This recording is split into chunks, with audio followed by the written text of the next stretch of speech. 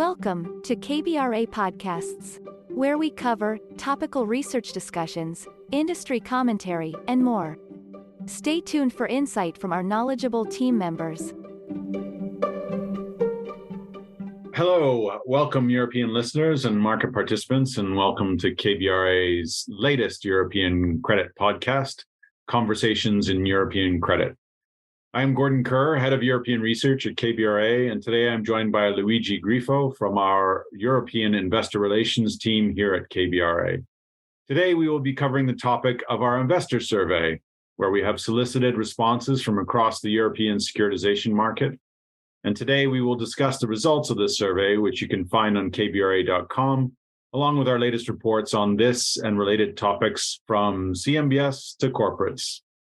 This week, we're going to do things a little bit different. My colleague Luigi is going to be sitting in my traditional seat and asking the questions instead of me.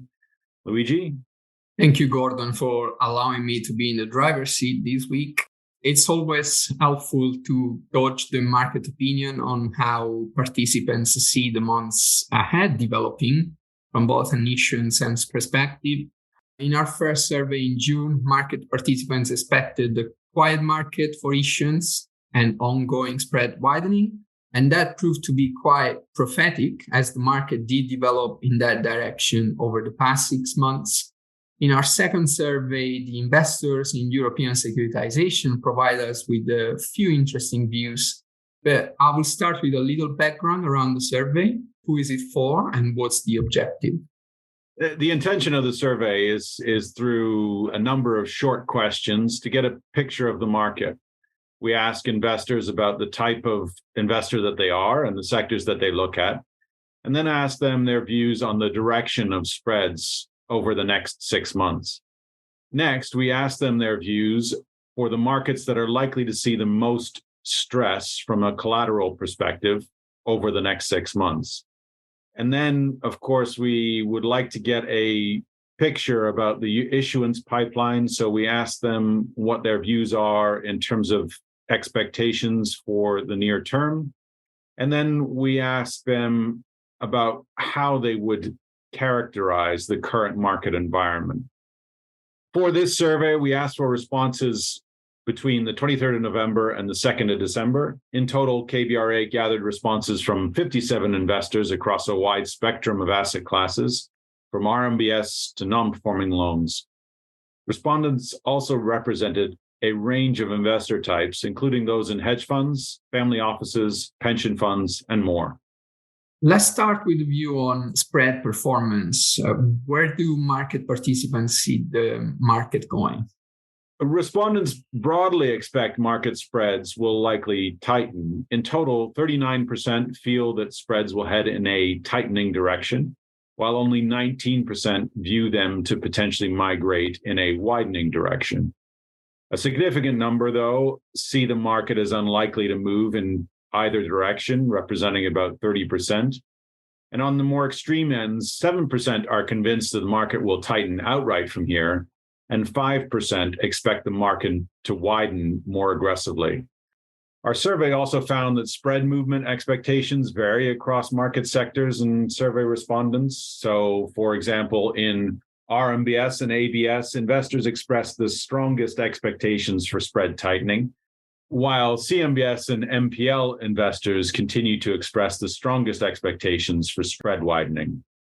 Investor types with the strongest spread tightening bias are bank investors, as well as those categorized as other. Pension funds and insurance companies also believe further tightening will occur, and hedge funds hold the strongest views towards a further widening in the market. Independent asset managers maintain a broad expectation for spreads to remain unchanged at around 48%, with a slightly stronger expectation for spread tightening than widening. Thanks, Gordon. So given that picture, how are investors characterizing the current market for European securitization then?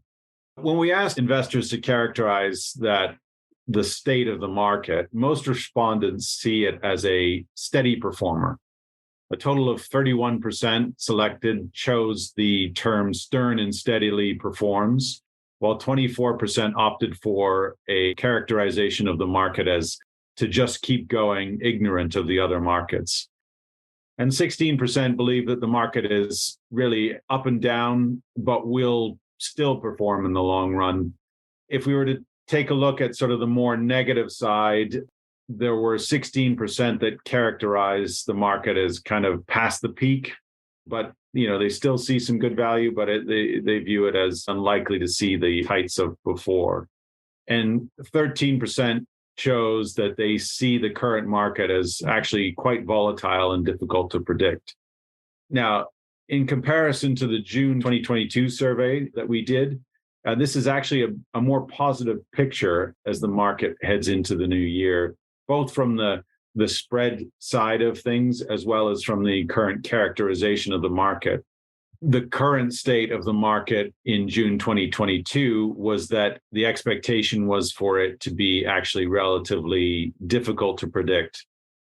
Based on respondents' view on spreads and the current direction of the market, then how do they see issuance for the months ahead?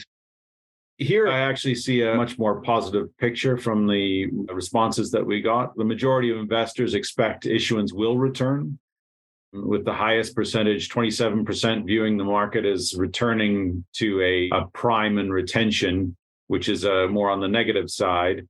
A total of 25% see the market as adjusting to the new pricing levels and returning.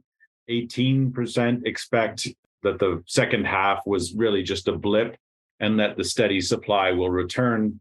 And 9% expect the appeal of the asset class, given its status as a low-cost form of funding for a majority of issuers, to continue to drive supply forward more from the issuer side than necessarily the demand side. And in contrast to all of that, there still is 21% that view the market as potentially very quiet, which is a concerning picture. But again, going back to, in comparison to the June version of the survey, this is a bit more positive picture for the market going forward.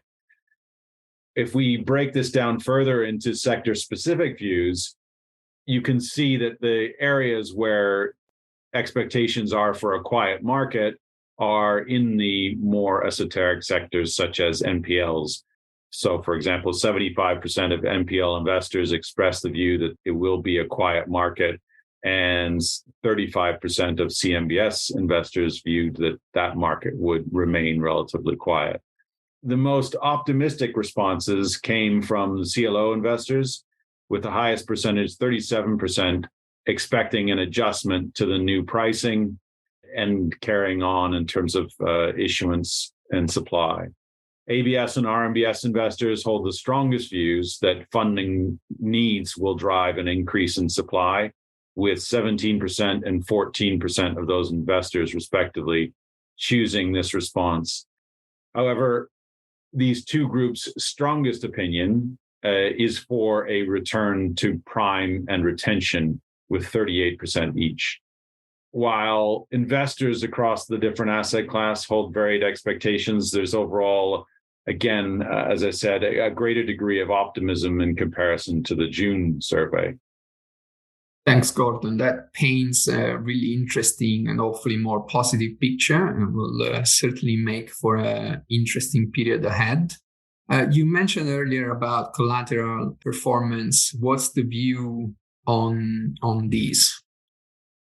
Yeah, we asked investors which region they expect will face the highest degree of collateral performance deterioration over the next 6 months. And when we asked this in June, it was relatively widespread across the different regions. So, for example, in the UK, they were expecting about 37% expected the UK would face challenges, followed by Italy with 20%, Spain 17%, and Germany 11%. However, in the current survey, the overwhelming majority expect to see deteriorating asset performance in the UK, with 70% of the respondents choosing the UK over other markets. This was followed by Germany with 9%, Spain with 7%, Italy with 7%, and Ireland with 5%. and a small minority of 2% believe Europe as a whole will struggle as we head into 2023. This reveals a very concerning picture for UK borrowers and their future. This is a topic we have covered in a report and looking at the UK consumer that we published back in September, and you can find on KBRA.com. Overall, it paints a concerning picture for the UK environment and the UK consumer from the investor perspective. Yeah, there seems to be a pretty strong sentiment towards the performance of the UK market, but hopefully the UK will be able to manage better than expectations. Thank you very much, Gordon. I'm glad and pleased that we managed to engage with the European Securitisation investors, and we will have to wait and see if they were as accurate as they did earlier in June. Thank you very much, Luigi. As you can see, the current market situation is a challenging one. Investor responses have improved in comparison to the results of our June survey. They are more constructive on the prospects for the future. However, they are not outright positive, and it will be a challenging year ahead for the market, as noted, particularly in the UK. Thank you very much to all those that participated. We at KBRA actively monitor the market movements and performance. Make sure you are registered on our website, kbra.com, and have subscribed to our podcasts, and of course, engaged with our experienced analysts. We have now published our outlooks for 2023 across a number of sectors covered by KBRA, which you can find on our website. So log in and check them out. Thank you very much for listening. We look forward to bringing you more conversations in European credit.